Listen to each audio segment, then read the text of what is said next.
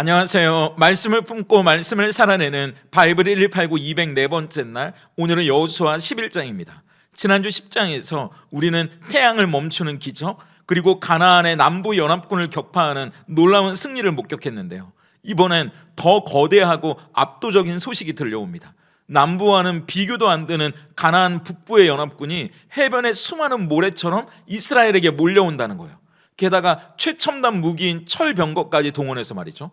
오늘 11장은 그렇게 끊임없이 밀려오는 인생의 파도 앞에서 하나님이 우리에게 요구하시는 전혀 새로운 차원의 순종이 뭔지를 보여줍니다. 먼저 1절부터 15절까지는 압도적인 가나안 북부 연합군 앞에서 말의 힘줄을 끊어버리는 순종에 대한 이야기예요. 여기서 우리는 세상이 우리를 위협하는 방식, 그리고 하나님이 우리를 승리하게 하시는 방식이 어떻게 다른지를 보게 됩니다. 11장은 이스라엘이 가나안 남부를 정복했다는 소식을 듣고 가나안 북부의 맹주였던 하솔왕 야빈이 움직이는 내용으로 시작합니다. 이스라엘의 진격 소식을 듣고 북부의 모든 왕들을 소집하는 거예요. 마돈, 시므론, 악삽 왕뿐만 아니라 산지와 평지, 해변의 모든 족속들까지 다 모아서 메롬이라는 물가에 집결시키는데요. 그 군대의 위용이 4절에 이렇게 기록됩니다. 그들이 그 모든 군대를 거느리고 나왔으니 백성이 많아 해변에 수많은 모래 같고 말과 병거도 심히 많았으며, 해변에 모래 같다는 말은 셀 수 없을 만큼 압도적이라는 말이에요. 그리고 보면 기가 질릴 만큼 심리적인 압박을 느낀다는 말입니다. 더 절망적인 건 말과 병거예요. 당시의 말과 병거는 지금의 탱크나 전투기와 같은 최첨단 대량 살상 무기거든요. 청동기 칼 몇 자루 들고 그렇게 싸우는 이스라엘의 보병들과는 게임이 안 되는 전력입니다. 더구나 지난 10장의 남부 연합군과의 전쟁은요, 산지에서 기습적으로 이루어졌던 게릴라전이었잖아요. 그러니까 좀 해볼만 했죠. 그런데 지금 북부 연합군과의 전쟁은 넓은 평지에서 정면으로 맞붙는 전면전입니다. 거기서 이런 압도적인 전력의 차이가 난다는 건 해보나 마나입니다. 우리 인생에도 이렇게 예고 없이 찾아오는 위험한 순간들이 있잖아요. 문제 하나를 해결한 것 같은데 산 넘어 산이라더니 이번엔 도저히 내 능력으로는 감당이 안 된다 싶은 그런 거대한 철병과 같은 현실 말이죠. 그 앞에서 두려움이 엄습해오는 순간들이 있습니다. 그런데 이때 하나님은 여호수아에게 특별한 명령을 내리시는데 6절을 보세요. 여호와께서 여호수아에게 이르시되 그들로 말미암아 두려워하지 말라. 내일 이맘때에 내가 그들을 이스라엘 앞에 넘겨주어 몰살시키리니 너는 그들의 말 뒷발에 힘줄을 끊고 그들의 병거를 불사르라 하시니라. 승리의 약속은 감사한데요, 그런데 그 뒤에 따르는 명령이 너무나 비상식적입니다. 전쟁에서 이기면 적의 무기를 가지고 와서 우리 군대의 전력으로 삼는 게 상식이잖아요. 이스라엘은 더구나 지금 말도 없고 병거도 없어요. 그렇다면 이참에 저 말과 병거를 이스라엘의 것으로 만들면 앞으로 남은 가나안 정복 전쟁이 얼마나 수월해지겠습니까? 국방력을 획기적으로 강화할 수 있는 절호의 기회잖아요. 그런데 하나님은 말의 아킬레스건을 끊어버리라고 이야기합니다. 그 비싼 병거를 태워버리라는 거예요. 이건 그걸 아예 못 쓰게 만들어버리라는 말입니다. 왜 그러실까요? 만약 이스라엘이 병거를 가졌다면 그들은 아마 다음 전쟁부터는 하나님께 엎드리지 않았을 거예요. 하나님, 우리에겐 병거가 있으니까 걱정하지 마세요. 그러면서 하나님을 의지하는 마음은 서서히 사라져갔을 겁니다.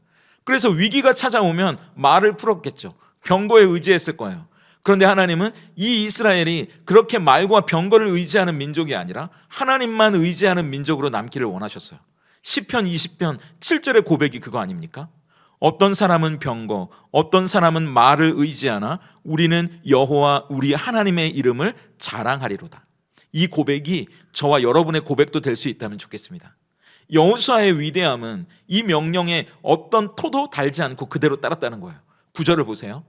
여호수아가 여호와께서 자기에게 명령하신 대로 행하여 그들의 말 뒷발에 힘줄을 끊고 그들의 병거를 불로 살랐더라.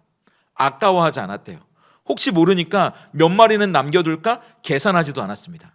이건 단순한 순종이 아니라 앞으로 자기를 지켜줄 수도 있는 안전장치를 스스로 없애버리는 모험이나 마찬가지예요. 그런데 하나님은 그 모험을 믿음으로 여겨주세요. 그리고 15절처럼 평가하십니다. 여호와께서 그의 종 모세에게 명령하신 것을 모세는 여호수아에게 명령하였고 여호수아는 그대로 행하여 여호와께서 모세에게 명하신 모든 것을 하나도 행하지 아니한 것이 없었더라. 오직 하나님 한 분께 내 삶을 맡겨드리겠다는 결단, 그래서 내가 의지할 분은 오직 하나님 한 분뿐이라는 고백이 여호수아의 순종에 담긴 신앙의 고백이었습니다. 하나님은 그 순종을 하나님께 드리는 믿음으로 받으셨어요. 그리고 모세에게 그랬던 것처럼 여호수아와 함께 하십니다. 이어지는 16절부터 23절까지는 오랫동안 지속됐던 가나안 전쟁의 끝과 안식에 대한 이야기인데요.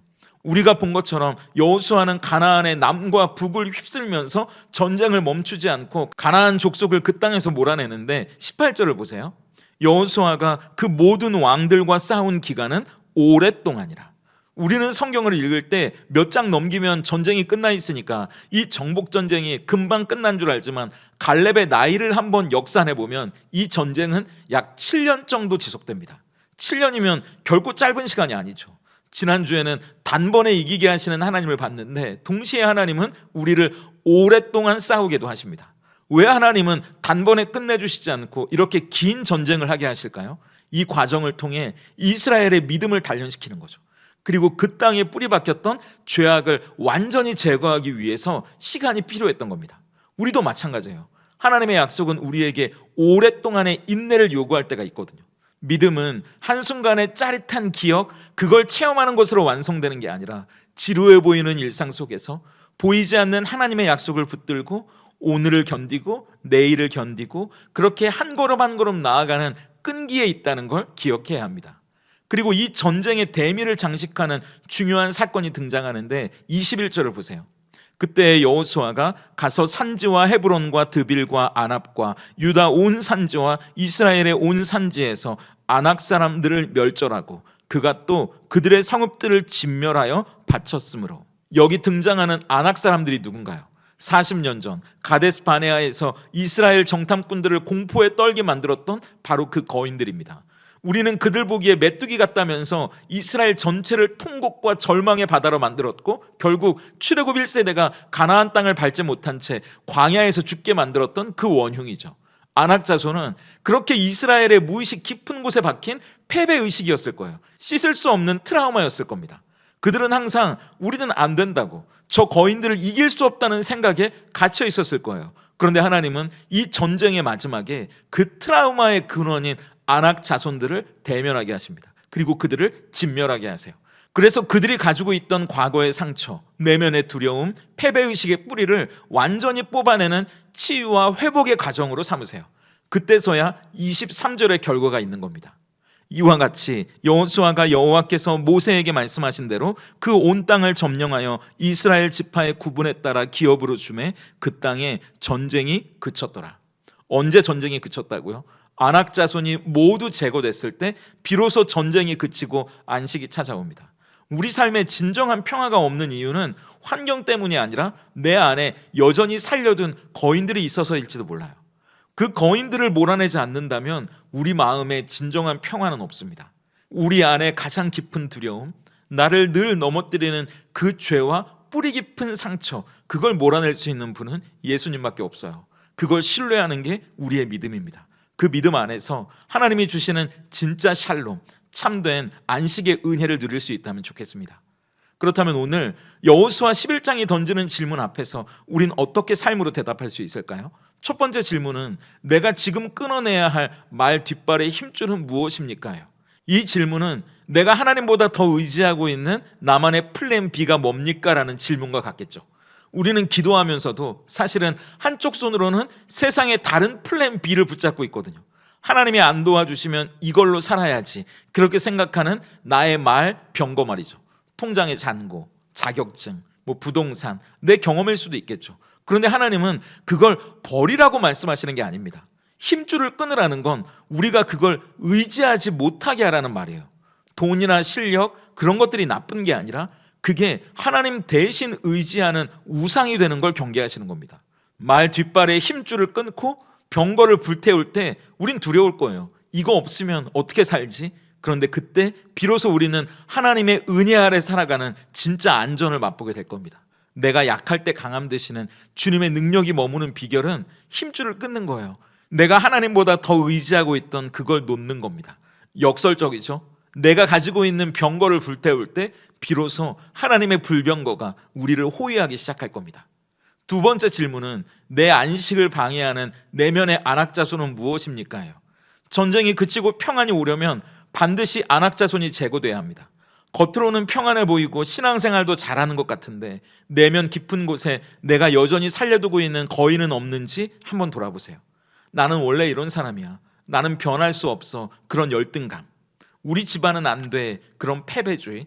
씻을 수 없는 과거의 상처나 내면의 쓴 뿌리들, 이것들이 살아있는 한 우리 마음의 전쟁은 끝나지 않습니다. 하나님은 오늘 우리를 그 두려움의 현장으로 부르세요. 피하지 마십시오. 40년 전에는 메뚜기 같아서 도망쳤지만 이제는 다르거든요. 우리에게는 십자가에서 사탄의 머리를 상하게 하신 승리자 예수님이라는 대장이 계시거든요. 주님과 함께라면 그 거인들은 우리의 밥입니다. 가장 아픈 상처, 가장 부끄러운 과거, 가장 두려운 미래, 그 안악자손을 예수님의 이름으로 대적하세요. 그들이 떠나간 자리에 하나님이 주시는 평강이 임할 겁니다. 함께 기도하겠습니다. 우리의 산성이시오 방패가 되시는 하나님, 해변의 모래처럼 수많은 문제와 철병과 같은 세상의 위협 앞에 서 있는 우리를 긍휼히 여겨 주시옵소서. 하나님을 믿는다고 입술로는 고백하면서도 여전히 세상의 병거를 부러워하고 내 손에 쥔 것들을 의지하며 살았던 우리의 연약함을 고백합니다. 여호수아가 과감하게 말의 힘줄을 끊어버렸던 것처럼 오늘 우리도 하나님보다 더 의지했던 세상의 우상들을 내려놓고 오직 주님만 바라보게 하시옵소서. 또한 우리 내면 깊은 곳에 웅크리고 있는 안악자손을 봅니다. 우리를 끊임없이 정죄하고 작아지게 만드는 열등감과 두려움, 과거의 상처들을 예수님의 이름으로 물리치오니 우리 심령에서 떠나가게 하시고 주님 주시는 참된 평강과 안식이 임하게 하시옵소서. 오랫동안 계속되는 영적인 싸움에 지친 성도님들을 위로하시고 끝까지 견딜 힘을 주셔서 마침내 승리의 깃발을 꽂게 하시옵소서. 우리의 대장 되신 예수님의 이름으로 기도드립니다. 아멘.